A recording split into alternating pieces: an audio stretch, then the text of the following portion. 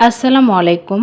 কল্পনাস lifestyle blog থেকে আমি কল্পনা আপনাদের আরও একটি নতুন ভিডিওতে ওয়েলকাম করছি।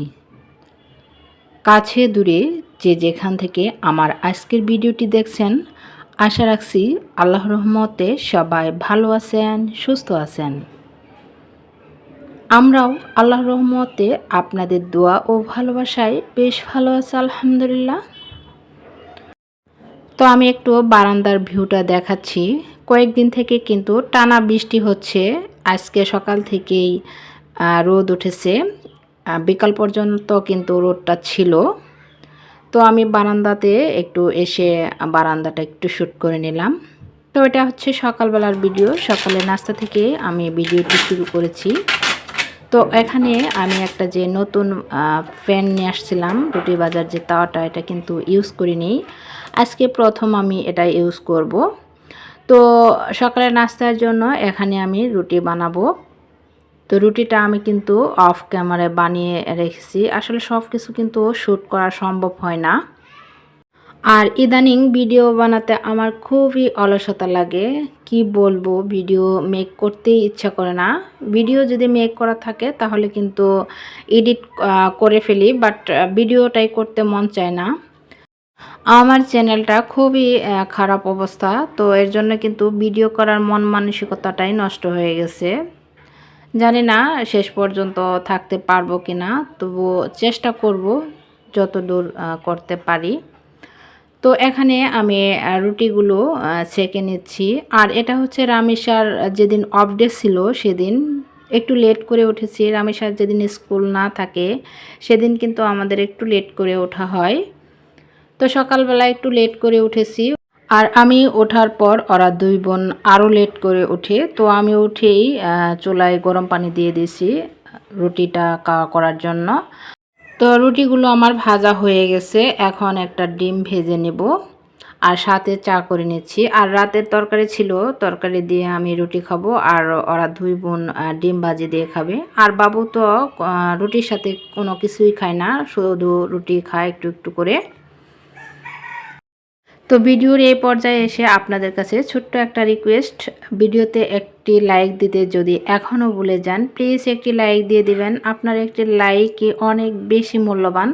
আপনার একটি লাইকের জন্য এই ভিডিওটি আর অনেকের কাছে পৌঁছাতে সাহায্য করবে। আর যদি খুব বেশি ভালো লেগে যায়, প্লিজ চ্যানেলটি সাবস্ক্রাইব করে দেবেন এবং পাশে থাকা বেল অপশনটি প্রেস করে দেবেন। এতে করে আমি নতুন কোনো ভিডিও ছাড়ার সাথে সাথে নোটিফিকেশন আপনার মোবাইলে চলে যাবে। আর যারা কাজটি অলরেডি করেছেন তাদেরকে অসংখ্য অসংখ্য ধন্যবাদ। তো আমার নাস্তা কিন্তু প্রায় হয়ে গেছে। যে চাটা হয়ে গেলেই আমি ওদেরকে দিয়ে দিব। প্রতিদিনের নাস্তাগুলো আসলে খুব তাড়াহুড়া করেই তৈরি করা হয়, কারণ যেহেতু রামেশ্বর সকালে স্কুলে যায়, তো ও স্কুলে যাওয়ার আগে ওকে নাস্তা রেডি করে খাইয়ে দিই, তারপর টিফিন বানিয়ে দিই। আর যেদিন ছুটির দিন থাকে সেদিন একটু রিল্যাক্সে নাস্তা তৈরি করি। তো এটা হচ্ছে আরেকটা দিনের ভিডিও। আমরা সিঙ্গার শোরুমে গিয়েছি একটা জিনিস নিব। অনেক দিনের স্বপ্ন, অনেক দিনের শখ, একটা প্রয়োজনীয় জিনিস এবং শখের জিনিস, একটা ওয়াশিং মেশিন নেব। তো এটা অনেক দিনের স্বপ্ন ছিল, আজ ইনশাল্লাহ বাস্তবায়ন হবে।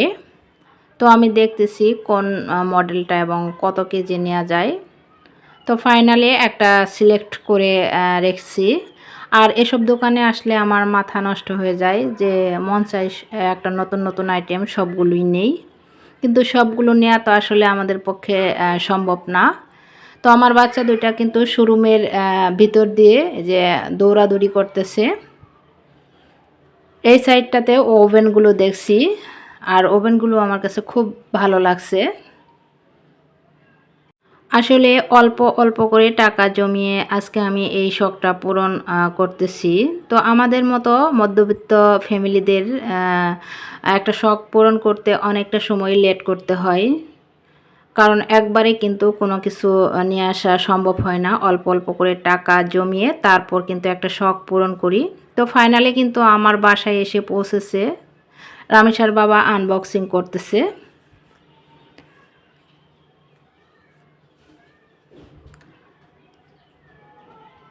অনেক দিনের শখ ছিল এই ওয়াশিং মেশিনটা। তো এখানে আমি সেট করেছি, বেসিনের এক সাইডে এটা সেট করা হয়েছে।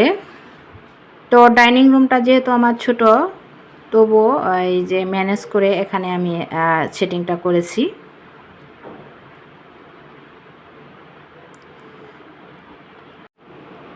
অলরেডি কিন্তু আমার আগেও ৩-৪ বার কাপড় ধোয়া হয়ে গেছে। তো আজকেও কিছু কাপড় দিয়ে দিচ্ছি। ওয়াশিং মেশিন হলে আসলে কিন্তু অনেকটাই সুবিধা, নিজের পরিশ্রমটা একটু বাঁচে। আমাদের প্রতিদিনই কিন্তু আগে কাপড় ধোয়া লাগতো। তো কাপড় যেহেতু বাচ্চা, ছোট বাচ্চার ঘর, প্রতিদিনই কিছু না কিছু কাপড় জমে। তো ওয়াশিং মেশিনটা হওয়াতে আমার বেশ সুবিধা হয়েছে এখন। এখন আর আগের মতো ওইভাবে কাপড় ধোয়া পরিশ্রমটা করতে হয় না। তো ভিডিওটি আমি এখানেই শেষ করব। দেখা হবে অন্য কোনো ভিডিওতে। সে পর্যন্ত সবাই ভালো থাকবেন, সুস্থ থাকবেন। আল্লাহ হাফেজ। আসসালামু আলাইকুম।